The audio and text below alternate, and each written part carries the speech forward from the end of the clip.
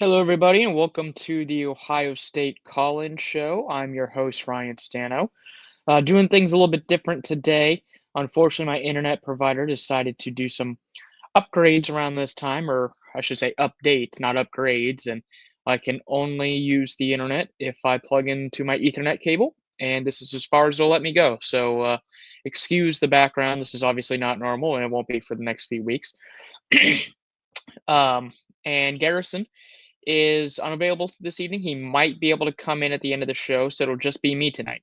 So it'll be me and you guys. So I will go ahead and drop the call-in link into the group chat. Would love to take your calls, comments, concerns about everything that's happening with the Ohio State football team right now.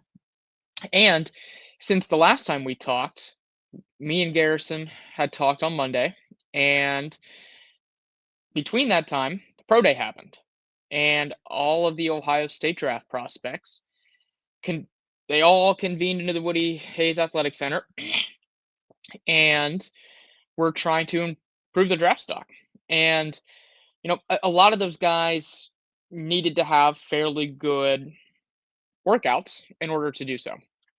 That includes Will Howard. Will Howard did not exactly have his best performance at the combine.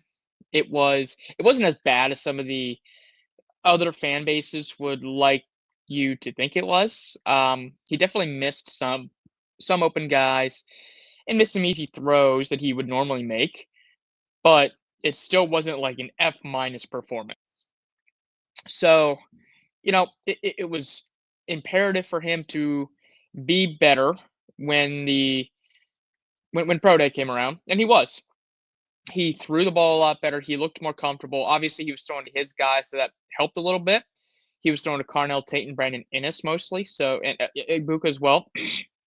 So, you know, he performed a lot better.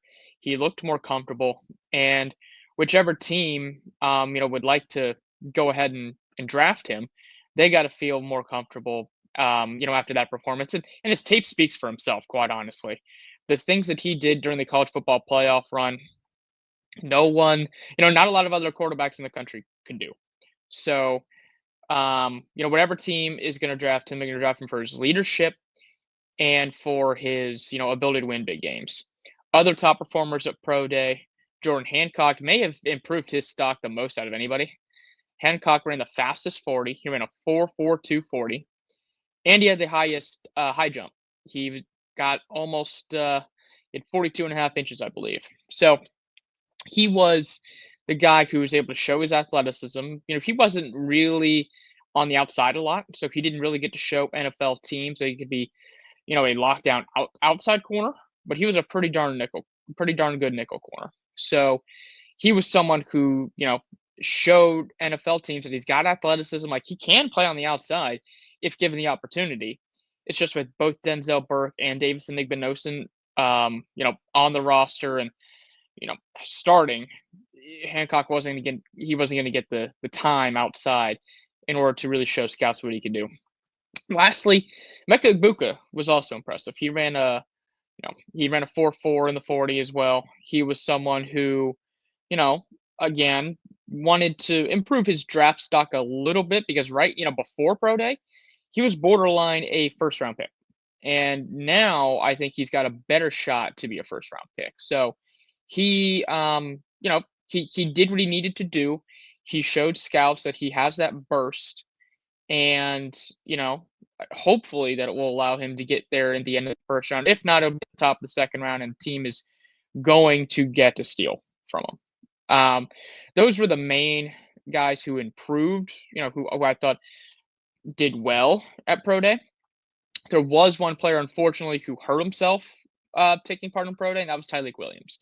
He went down doing his 40-yard dash, and honestly, it didn't look good. He grabbed his hamstring, had to be, helped off the field a little bit, got up and, walked off. He went back to the locker room and did come back out and gave a double thumbs up. So that's really good news. That, he mentioned that the injury's not serious, just something that kind of pulled at the moment. So it's good to see that he ended up being okay. No other really bad performances. There were some guys like TreVeyon Henderson didn't run. so he didn't give the full complement of workouts that scouts were looking for. Um, Josh Simmons did some work. A lot of the guys were out there trying to improve the draft stock and doing the best that they can, and now they pretty much have to sit and wait until the draft. The draft's at the end of April. It's almost a month from today, just under a month from today, actually. And now they have to hope that what they've put on tape, what they put on, what they've done in the workouts and the interviews that they've done with the teams are enough for a team to want to to bring them in. So, that's kind of where some of these players are now. And as far as like current news, that's pretty much the main thing that's happened this week. That the pro day was the big thing. One other thing before we get to our first caller here, Ohio State did get another commit from the transfer portal. I'm sorry, not from the transfer portal, from in their class of 2026. They got a 4-star recruit. He is from, he becomes the second 4-star recruit that Ohio State had that was from in-state Archbishop Hoban. They also got a 3-star offensive line recruit, Trey Smith, from the state of Arizona. And Smith is a guy who they like, but he is really going to be someone who ends up providing depth. This recruiting class specifically is going to have a lot of offensive line players just in it, just because they need the depth. They simply don't have enough numbers up front. They didn't last year. It didn't end up killing them because they had some guys who they trusted who were able to perform once Josh Simmons and Seth McLaughlin went down.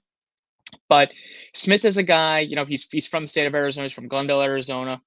He's a guy who they think can be coached up and actually contribute once he, is coached up. But he's not a guy day one who's going to come in and make a big impact. He's more of a project. And they're okay with taking projects right now because they need to build up that depth, quite frankly. So expect Tyler Bowen to continue to get more recruits. He's got a lot of guys who are, he's got a lot of offers out there for recruits, specifically in the state of Ohio.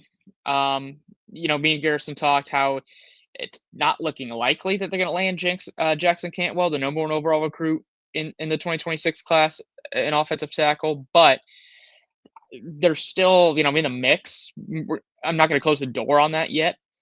If Bowen were able to land him, that would be a really good start to his offensive line coaching career at Ohio State before he's even really coached the guys out there on the field. So those were really the 2 big pieces of news that have happened so far since me and Garrison last talked on Monday.